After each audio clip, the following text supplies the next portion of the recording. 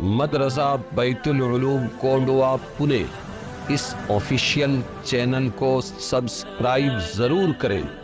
یاد رکھیے، اس سے کسی ایک شخص کو نہیں، پورے مدرسے کو فائدہ ہوگا اور آپ کو اجر عظیم ملے گا۔ اعوذ باللہ من الشیطان الرجیم، بسم اللہ الرحمن الرحیم۔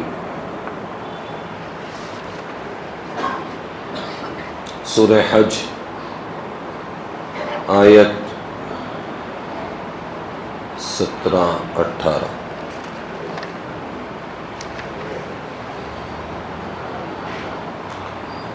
ان الذين آمنوا والذين هادوا والصابئين والنصارى والمجوس والذين اشركوا ان الله يفصل بينهم يوم القيامة ان الله على كل شيء شهيد۔ ألم تر أن الله يسجد له من في السماوات ومن في الأرض والشمس والقمر والنجوم والجبال والشجر والدواب وكثير من الناس وكثير حق عليه العذاب ومن يهن الله فما له من مكرم إن الله يفعل ما يشاء۔ یہ جو لوگ مسلمان ہیں اور جو یہود ہے اور جو صابئین ہے اور عیسائی ہے اور مجوس آگ کے پجاری ہے اور جو شرک کرتے ہیں مشرک ہے، مقرر یعنی طے شدہ بات ہے کہ اللہ فیصلہ کرے گا ان لوگوں کے درمیان قیامت کے دن، کون صحیح تھا کون غلط تھا۔ اللہ کے سامنے ہے ہر چیز۔ آپ نے نہیں دیکھا کہ اللہ کو سجدہ کرتا ہے جو کوئی آسمان میں ہے اور جو کوئی زمین میں ہے، اور سورج اور چاند اور تارے اور پہاڑ اور درخت اور جانور، بہت سے آدمی، یہ سب سجدہ کرتے ہیں اللہ کو، اور بہت ہے کہ ان پر ٹھہر چکا عذاب، وہ لوگ سجدہ نہیں کرتے ہیں۔ اور جس کو اللہ ذلیل کرے اسے کوئی عزت نہیں دینے والا۔ وَمَن يُهِنِ اللَّهُ فما لہو من مکرم کا مطلب، اور جس کو اللہ ذلیل کرے اس کو کوئی عزت دینے والا نہیں، اللہ کرتا ہے جو چاہے۔ اللہ تبارک و تعالی نے ان آیتوں میں دونوں قسم کے لوگوں کا بیان کیا، اطاعت والے بھی، سرکشی کرنے والے بھی،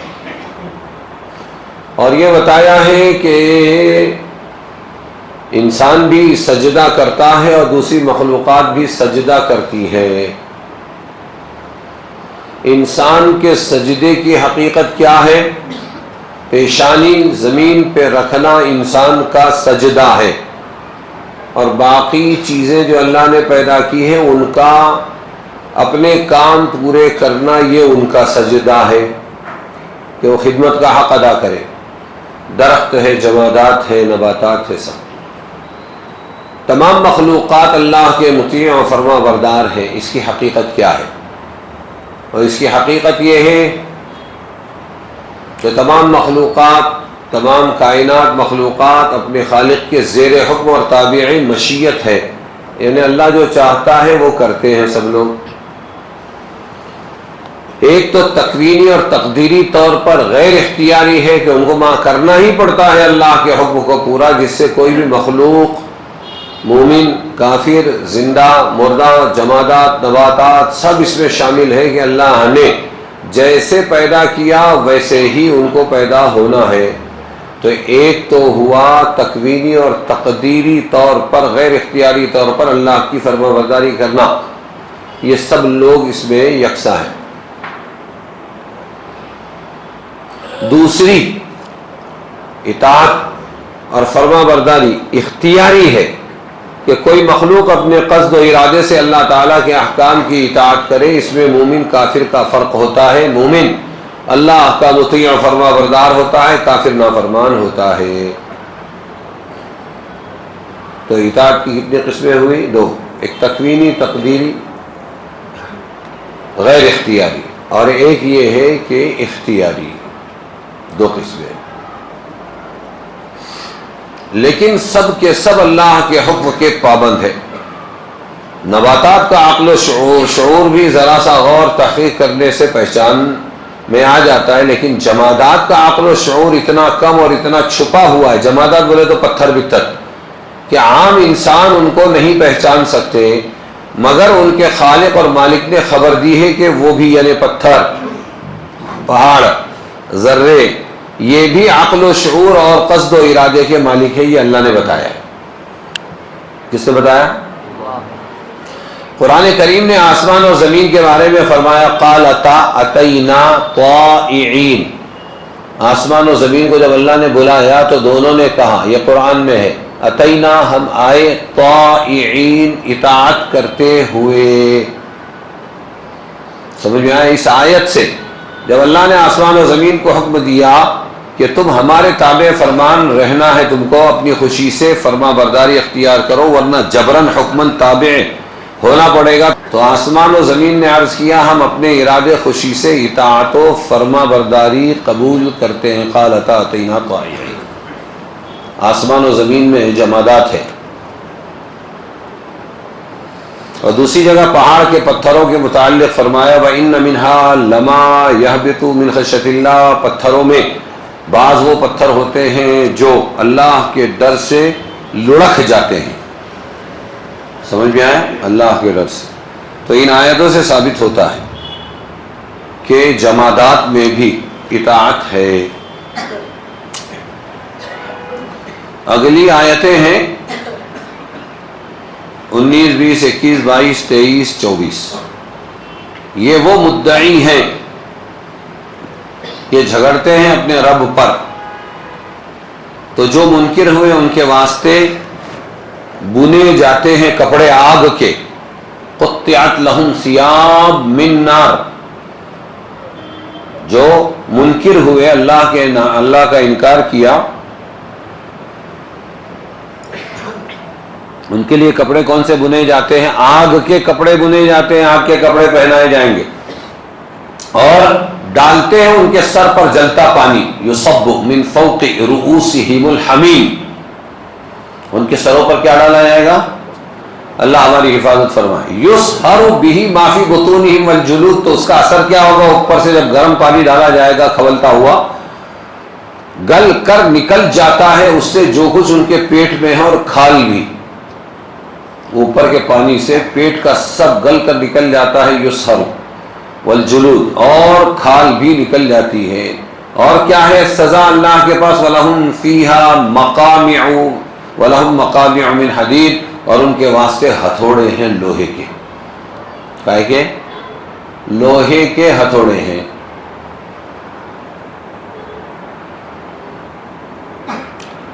کلما ارادوا ان یخرجوا منها. جب چاہیں کہ نکل پڑے دوزخ سے، جہنم سے، تو کیا ہوتا ہے؟ ان یخرجوا منها من غم. جو گھٹن ہے جہنم میں، اس سے نکلنا اگر چاہے، اعیدوا فیہا، پھر ڈال دیے جاتے ہیں اس کے اندر. وذوقوا عذاب الحریق. اور چکھتے رہو جلنے کا عذاب. یہ اللہ فرمائیں گے، فرشتے فرمائیں گے. ان اللہ یدخل الذین آمنوا. بے شک اللہ داخل کرے گا ان کو جو یقین لائے اور کی انہوں نے بھلائیاں. کاہے میں داخل کرے گا؟ باغوں میں بہتی ہیں ان کے نیچے نہریں. گہنا پہنائے جائیں گے. یحلون فیہا من اساور من ذہب. وہ گہنے کنگن پہنائے جائیں گے ان کو وہاں. کنگن سونے کے اور موتی پہنایا جائے گا. اور ان کی پوشاک ہے وہاں جنت میں ریشم. ولباسہم فیہا حریر. وہدوا الی الطیب. اور راہ پائی انہوں نے ستھری بات کی، اور پائی اس تعریفوں والے کی راہ، یعنی اللہ کی راہ پائی. یہ دو لوگ ہیں آپس میں ایک دوسرے کے دشمن ہیں، جھگڑتے ہیں. یہ فرمایا. یہ کون دو لوگ ہیں؟ عام کافر اور مسلمان ہیں. تو آیت سب پر فٹ ہے، لیکن یہ خاص میدان بدر کے مبارزے میں ایک دوسرے کے مقابل آئے تھے. مسلمانوں میں سے حضرت علی، حمزہ، عبیدہ رضی اللہ عنہم. کفار میں سے عتبہ ابن ربیعہ، اس کا بیٹا ولید، اس کا بھائی شیبہ. ان میں سے ایک شہید ہوئے مسلمانوں میں سے، باقی وہ سامنے والے تینوں قتل کر دیے گئے. تینوں کفار مارے گئے، مسلمانوں میں سے علی، حمزہ صحیح سالم واپس آئے، عبیدہ شدید زخمی ہوئے، بعد میں اسی زخم کی وجہ سے ان کا انتقال ہوا۔ تو ہازانی خصمانی، یہ دو دشمن ہیں، مدعی ہیں، جھگڑتے ہیں اپنے رب کے بارے میں۔ اس سے مراد مبارزین بدر ہے۔ اہل جنت کو کنگن پہنائے جانے کی حکمت، ابھی کہا کہ جنتیوں کو کنگن پہنائے جائیں گے سونے کے۔ کیوں پہنائے جائیں گے؟ اس لیے کہ دنیا میں مردوں کے لیے منع ہے سونے چاندی کے زیور بھی منع، سونے چاندی کی تھالی اور برتن بھی منع۔ حدیث پاک کا مفہوم ہے کہ جس نے یہاں سونا پہنا اس کو وہاں سونا نہیں پہنایا جائے گا، جس نے یہاں شراب پی اور توبہ نہیں کی اس کو وہاں جنت کی شراب نہیں پلائی جائے گی، جس نے یہاں مردوں میں سے ریشم پہنا اس کو آخرت میں جنت میں ریشم نہیں پہنایا جائے گا۔ یہ حدیث پاک کا مفہوم ہے۔ ایک صحابی تھے سراقہ ابن مالک، مسلمان نہیں ہوئے تھے اور ہجرت میں، سفر ہجرت میں یہ پیچھا کر رہے تھے، غار ثور بھی پہنچے تھے۔ انہی کے گھوڑے کے پیر حضور صلی اللہ علیہ وسلم کی دعا سے، بد دعا سے دھس گئے تھے۔ 3 مرتبہ جب ایسا ہوا تو انہوں نے سمجھ لیا کہ یہ اللہ کے نبی ہے، پھر کلمہ پڑھ لیا۔ تو حضور صلی اللہ علیہ وسلم نے فرمایا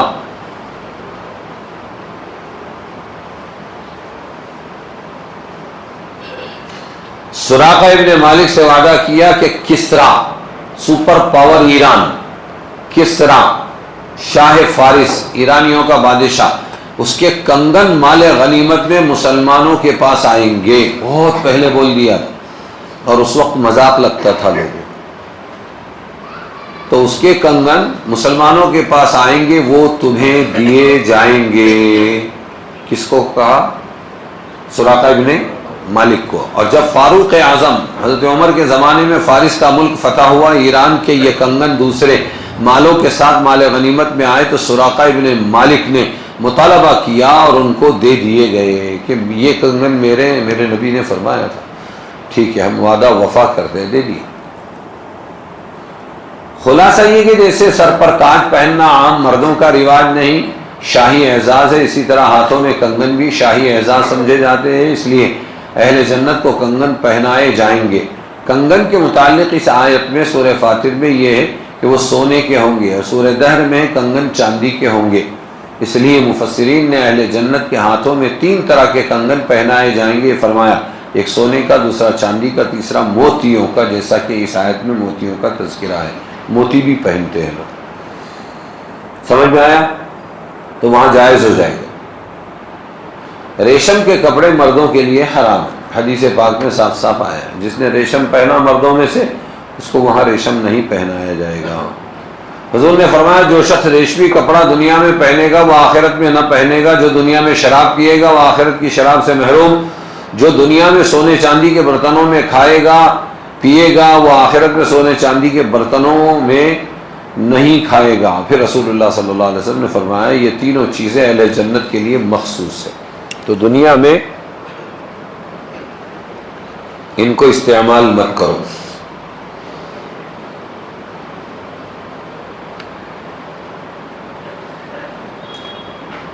وَهُدُوا إِلَى الطَّيِّبِ مِنَ الْقَوْلِ، اور ان کی رہبری کی گئی ہے ایک اچھے کلمے کی طرف۔ اس سے مراد کیا ہے؟ ابن عباس رضی اللہ عنہما نے فرمایا اس سے مراد کلمہ طیبہ لا الہ الا اللہ محمد رسول اللہ ہے، اور بعض مفسرین نے کہا قرآن ہے، یہ سب اس میں داخل ہے۔ اگلی آیت ہے 25ویں، جو لوگ منکر ہوئے اور روکتے ہیں اللہ کی راہ سے اور مسجد حرام سے جو ہم نے بنائی، سب لوگوں کے واسطے برابر ہے، اس میں رہنے والا اور باہر سے آنے والا سب مسجد میں آ سکتے ہیں۔ باہر سے آنے والا ہم، ساری دنیا کے لوگ، وہاں رہنے والا مکہ کا باشندہ، سب مسجد میں آ سکتے ہیں۔ اور جو اس میں چاہے ٹیڑھی راہ، حدود حرم میں جو ٹیڑھی راہ کوئی غلط کام کرنا چاہے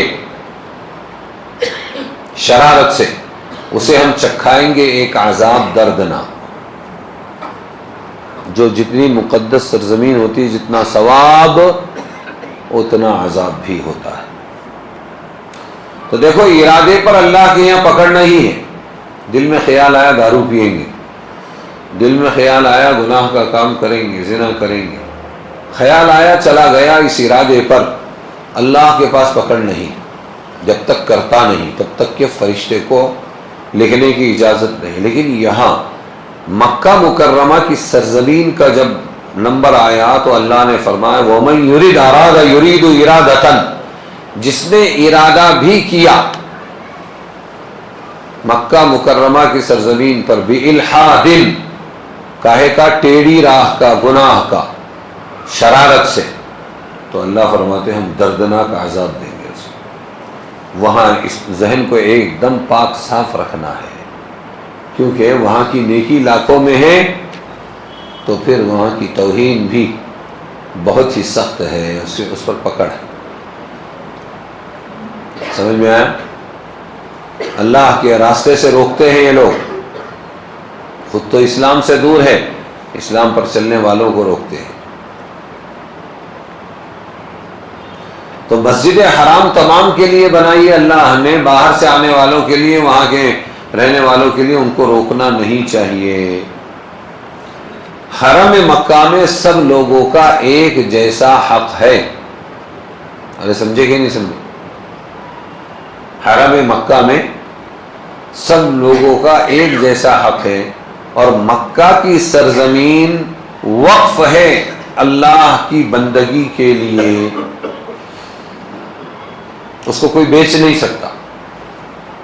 لیکن اس میں بہت سے علماء نے کہا کہ نہیں، جو پرائیویٹ زمین ہے حدود حرم کے علاوہ پرائیویٹ زمین ہے، اور حدود حرم میں بھی اگر پہلے سے پرائیویٹ زمین چلی آ رہی اس کے مالک ہے تو وہ اس کو بیچ سکتے ہیں. یہ امام ابو حنیفہ رحمۃ اللہ علیہ کا مسلک ہے.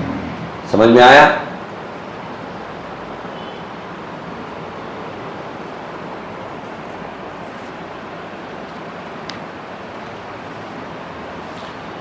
اب یہ آیت ہے 29، 26، 27، 28، 29.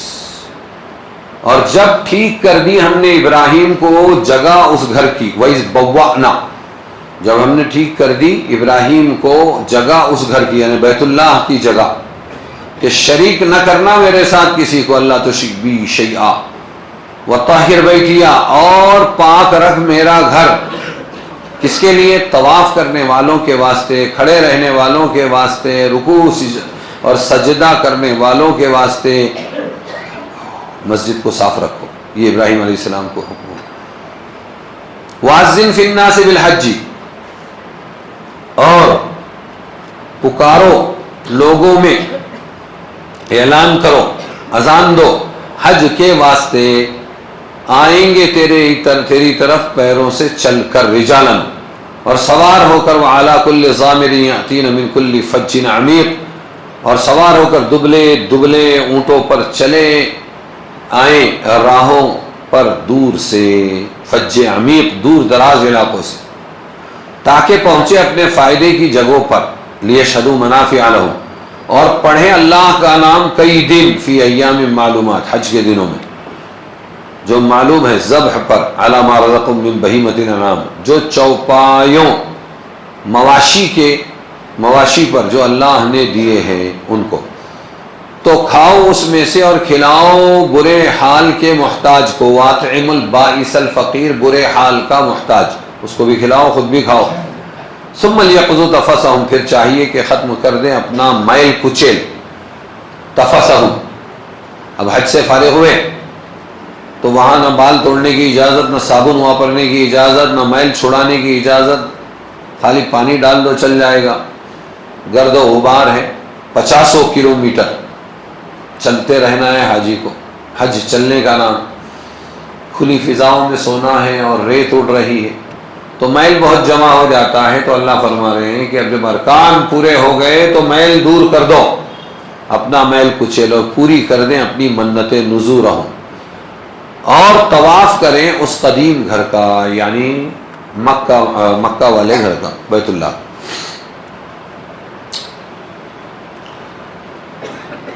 یہ گھر کس نے بنایا؟ بیت اللہ. بوا کا معنی کسی کو ٹھکانہ دینا ہے، رہنے کا مکان دینا. آیت کے معنی یہ بات قابل ذکر یاد رکھنے کی، ہم نے ابراہیم کو اس جگہ کا ٹھکانہ دیا جہاں بیت اللہ ہے کہ یہاں تمہارا ٹھکانہ رہے گا. تو پتہ چلا ابراہیم علیہ السلام سے پہلے بیت اللہ تھا، اور یہ صحیح ہے اپنی جگہ کہ آدم علیہ السلام نے بیت اللہ بنایا تھا، اور پھر وہ ٹوٹا بھی حوادث سے، لیکن اس کی جو ڈیزائن تھی اور اس کی جو بنیادیں تھی وہ اللہ کو معلوم تھی. اللہ نے ابراہیم علیہ السلام کو بتائی، پھر سے انہوں نے باپ بیٹے نے مل کر اس کو تعمیر کیا. نوح علیہ السلام کے طوفان کے وقت یہ تعمیر اللہ نے اٹھا لی تھی. کیا فرمایا؟ میرے ساتھ کسی کو شریک نہ ٹھہراؤ. ابراہیم وطاہر بیتیہ، میرا گھر ہمیشہ پاک رکھو. تو مسجدوں کو پاک رکھنا چاہیے. بانگی صاحب کا کام نہیں ہے، یہ ہر مسلمان کا کام ہے جو اپنی سعادت سمجھتا ہے. متولیوں کا یہی کام ہے، متولیوں کا آرڈر چلانا نہیں بلکہ یہی کام ہے. جو مسجد کا صحیح خادم ہے، جھاڑو مارنے والا ہے، وہ اصلی متولی ہے. ایک عورت تھی کالی کلوٹی، بس وہ مسجد کی جھاڑو مارتی تھی، کوئی کچھ دیر کھا لیتی تھی. ایک دن اس کا انتقال ہو گیا اور پھر لوگوں نے نماز جنازہ پڑھی، دفن کر دیا. اس کو حضور نے پوچھا وہ عورت نظر نہیں آ رہی ہے، کہاں گئی؟ بولے انتقال ہو گیا اس کا.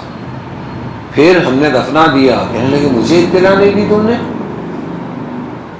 چلو کہاں ہے اس کی قبر؟ جا کے وہاں نماز پڑھی حضور صلی اللہ علیہ وسلم نے، اور فرمایا جانتے ہو مسجد کی جھاڑو پر اللہ نے اس کو کیا دیا؟ میں نے چلتے پھرتے جنت میں دیکھا ہے اس کو. تو ہر چیز میں مسلمان الٹا، اور مسجد کی تولیت میں بھی الٹا ہو گیا. اس لیے جہاں موقع ملے. میں نے ایک انسان کو دیکھا، مولانا یونس صاحب رحمۃ اللہ علیہ، ہمارے نانا، بس اتنی بڑی مسجد تھی، وہ صبح اپنا نماز پڑھے تھا اور اشراق پڑھی، اس کے بعد میں جھاڑو لے لی پوری مسجد. اب کوئی چھوکرا آیا، کوئی جوان آیا، خادم آیا کہ مولانا میرے کو، تو تیرا کام کر. بڑے بڑے مولانا لوگوں نے مجھ سے کہا، ہم آئے احمد نگر سے، ہم آئے ادھر اکولا سے، ہم کہ مولانا آئے تھے آج پونا میں آئے تو چلو مولانا سے ملیں گے، بہت بڑے مولانا ہیں. ہم آئے تو جھاڑو مار رہے مولانا، تو ہم کو تو شک ہوا. ہم نے پوچھا یہ کون؟ تم کو کون مانگتا؟ بولے مولانا یونس. یہ مولانا یونس. وہ دوڑ والے مولانا رشید صاحب بولے میں گیا، مولانا یہ جھاڑو میرے کو دے دو. بولے مولانا تم عالم لوگ ہیں، تمہارا کام ہے بچوں کو پڑھانا، حدیث پڑھانا، قرآن پڑھانا. اللہ نے ہم کو یہ کام دیا ہے، ہم یہ کام کرتے ہیں. رمضان میں بھی افطار کر کے آئے تو سب ادھر ادھر گر جاتا ہے نا. پھر ان کی ٹیم مولانا کے ساتھ میں مل کے پوری مسجد کو جھاڑتی تھی. کاہے کی اب تیاری کس کے؟ یہ تراویح پڑھنے والوں کی. یہ ہے کام کہ شرک مت کرنا میرے ساتھ، کسی کو شریک نہ ٹھہرانا، اور مسجد کی صفائی کرتے رہنا. سمجھ میں آیا؟ اور اعلان کر دو اذن فی الناس بالحج، حج کا. اے اللہ میری آواز کہاں جائے گی؟ اونچی جگہ کھڑے ہو کے آواز لگانا تمہارا کام اور بات پہنچانا ہمارا کام. جبل ابو قبیس پر کھڑے ہوئے اور اللہ اے لوگو حج کے لیے آؤ، اللہ کا گھر بنا دیا گیا ہے، ایسا اعلان کیا. وہ آواز جو اللہ تعالیٰ نے پہنچائی، آج اسی آواز کی وہ آواز پر لبیک کہہ کے یہ عمرے والے اور یہ حج والے جاتے رہتے. تو بھونگا اور ہوا یہ تابع نہیں ہے، یہ آواز پہنچانے والے نہیں ہیں. پہنچانے والی ذات اللہ کی ہے. ہوا تو اللہ کی مخلوق ہے، اس کے بغیر بھی اللہ پہنچاتے ہیں، بھونگے کے بغیر بھی پہنچاتے ہیں. تو تمام تک آواز پہنچا دی اور قیامت تک کے لیے لوگ آتے رہیں گے تاکہ آ کے وہ اپنے نفع کی چیزیں دیکھے. یعنی حاجی وہاں آئے، عمرہ والا آئے اور پھر وہاں آ کے کیا دیکھے؟ وہ اپنے نفع کی چیزیں دیکھے.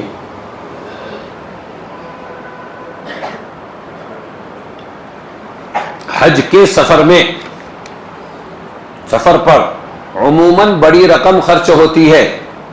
آج کل تو 10 لاکھ کچھ بھی نہیں ہے. حج پر 10-10 لاکھ روپیہ خرچہ ہوتے ہیں، اور ایکسٹرا جو ہوتے ہیں وہ الگ. جو بعض لوگ ساری عمر محنت کر کے تھوڑی تھوڑی بچا بچا کر جمع کرتے ہیں اور یہاں بیک وقت خرچ کر ڈالتے ہیں، لیکن ساری دنیا کی تاریخ میں کوئی ایک واقعہ ایسا نہیں ہے بتایا جا سکتا کہ کوئی شخص حج یا عمرہ میں خرچ کرنے کی وجہ سے فقیر محتاج ہو گیا. نہیں، یہ ہے نفع، اتنا بڑا سبق کہ تم خرچ کرو محتاجگی نہیں ہوگی.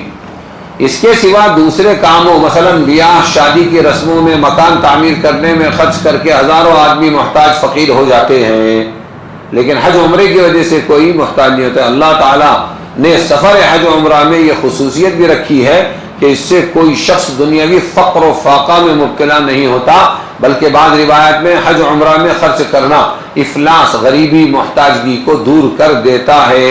غور کیا جائے تو اس کا بھی مشاہدہ عموماً پایا جائے گا. حج کے دینی منافع تو بہت ہیں، ان میں سے ایک یہی کچھ کم نہیں جو حضرت ابو ہریرہ کی حدیث میں ہے کہ رسول صلی اللہ علیہ وسلم نے فرمایا کہ جس شخص نے اللہ کے لیے حج کیا اور اس میں بے حیائی کی باتوں سے اور گناہ کے کاموں سے بچتا رہا تو وہ حج سے ایسی حالت میں واپس آئے گا گویا اپنی ماں کے پیٹ سے آج ہی پیدا ہوا ہے. معصوم، سمجھ آئے؟ معصوم،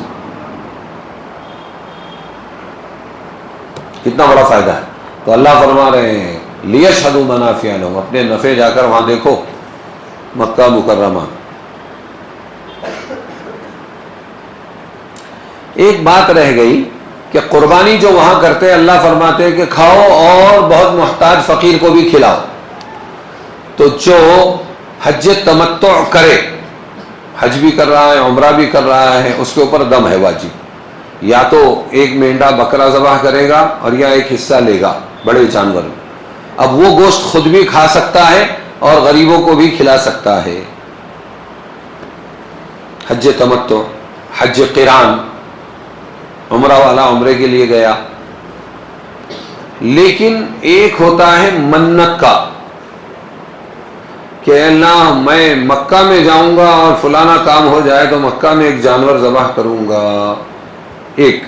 اور یا پھر اس نے کچھ ایسا کام کیا، سلا ہوا کپڑا پہن لیا، شکار کر لیا حالت احرام میں، تو اب گناہ ہو گیا. گناہ کی بھرپائی کے لیے دو دم، ایک یا تو مینڈا دے دو یا بکرا بکری دے دو اور یا پھر ایک حصہ بڑے جانور میں دے دو. اب گناہ کی بھرپائی کے لیے اور منت کو پوری کرنے کے لیے جو جانور ذبح کیا جائے گا وہ صرف غریبوں کا حق ہوگا، وہ یہ کرنے والا نہیں کھا سکتا. یہاں بھی وہی ہوگا. قربانی کا جانور ہم نے ذبح کیا، یہاں ہم بھی کھا سکتے، پورا کھانا ہے پورا کھا جاؤ، لیکن بہتر کیا ہے کہ 3 حصے کرو. خود کھاؤ، رشتہ داروں کو کھلاؤ، دوست احباب کو کھلاؤ، غریبوں کو دو. لیکن اگر ایسا ہوا کہ اللہ اگر میرا یہ بچہ بیمار ہے اچھا ہو گیا تو میں ایک بکرا ذبح کروں گا، یہ منہ سے بولا. کیسے بولا؟ ہاں یہ بھی سمجھنا ہے. منہ سے بولا اس نے تو بن گئی منت. کیا بن گئی؟ منت. اب اس کو ذبح کر کے خود کھا رہا اور دعوت کر رہا اور اپنے گھر والوں کو کھلا رہا تو ناجائز ہے. یہ ہو گیا غریبوں کا حق. اسی لیے مدرسوں میں بکرے پہنچائے جاتے ہیں. سمجھ میں آیا؟ اب میں نے کہا تھا کہ منت کس کو کہتے ہیں، تو میں نے سوچا، کیا سوچا؟ یہ سالانہ امتحان اس مرتبہ بہت کڑک ہوا. اے اللہ اگر میں پاس ہو گیا تو میں ایک مرغا ذبح کروں گا. ایسا سوچا، خالی ہو گیا پاس. پیسے نہیں ہے طالب علم کے پاس. تو مولانا میں نے ایسا منت مانا تھا، اب وہ مرغا ذبح کرنا ضروری ہے کہ نہیں؟ تو مولانا اس کو پوچھیں گے تو نے سوچا تھا کیا بولا تھا؟ نہیں، میں نے خالی سوچا تھا. تو وہ منت نہیں ہوئی، معاف. سمجھے؟ جب اس کو اپنا ٹاک بنائے گا، بول بنائے گا، قول بنائے گا اور تلفظ کرے گا، میں اگر امتحان میں پاس ہوا تو میں ایک مرغا ذبح کر کے غریبوں کو کھلاؤں گا، تو اب یہ بن گئی منت. بہت باریک مسئلہ ہے یہ بن گئی منت. اب اس کو پورا کرنا ضروری ہوگا. سمجھ میں آیا کہ نہیں؟ میل کچیل کیوں دور کرنا ہو، بتا دیا آپ کو کہ سارا میل جمع ہو گیا تھا، اور پھر اس کے بعد میں اب پاک صاف ہونا ہے، ارکان پورے ہو گئے، اب بال بھی ٹوٹے گا اگر تو کوئی فرق نہیں پڑتا، ناخن کاٹو، جو کرنا ہے کرو، آپ حلال ہو گئے ہیں، صاف ستھرے رہو۔ افعال حج میں ترتیب کا درجہ، افعال حج میں پہلے وہ 3 دن ہوتے ہیں، اس میں کنکر مارنا شیطان کو، پھر اس کے بعد میں کیا کرنا، قربانی کرنا، پھر اس کے بعد کیا کرنا، سر منڈانا، 3 لائن سے۔ تو حضور صلی اللہ علیہ وسلم کے پاس آئے اور آپ مینا میں اونٹنی کے اوپر کھڑے ہوئے تھے، پہلا حج تھا، اے اللہ کے رسول میرے کو سمجھ میں نہیں آیا، میں نے پہلے سر منڈا دیا، اب کیا کروں؟ جا ابھی کنکر مار دے، قربانی کر دے، لا حرج، کوئی بات نہیں، جا۔ ایک آیا، اللہ کے رسول میں نے قربانی پہلے کر دی، ابھی کنکر نہیں مارا، تو کیا کروں؟ فرمایا جا کر دے، جو رہ گیا وہ کر دے، کوئی حرج نہیں۔ سمجھ میں آیا؟ تو بعض ائمہ نے کہا کہ ترتیب سنت ہے، چھوٹ جائے آگے پیچھے ہو جائے تو چل جاتا ہے، اور امام ابو حنیفہ نے کہا نہیں، ترتیب ضروری ہے، پہلے تو کنکر ماریں گے، پھر اس کے بعد میں کیا کریں گے، قربانی کریں گے، اور تیسرا کام سر کو منڈانے کا کریں گے، اگر اس میں آگے پیچھے ہو گیا تو دم، ایک جانور دیں گے۔ سمجھ میں آیا؟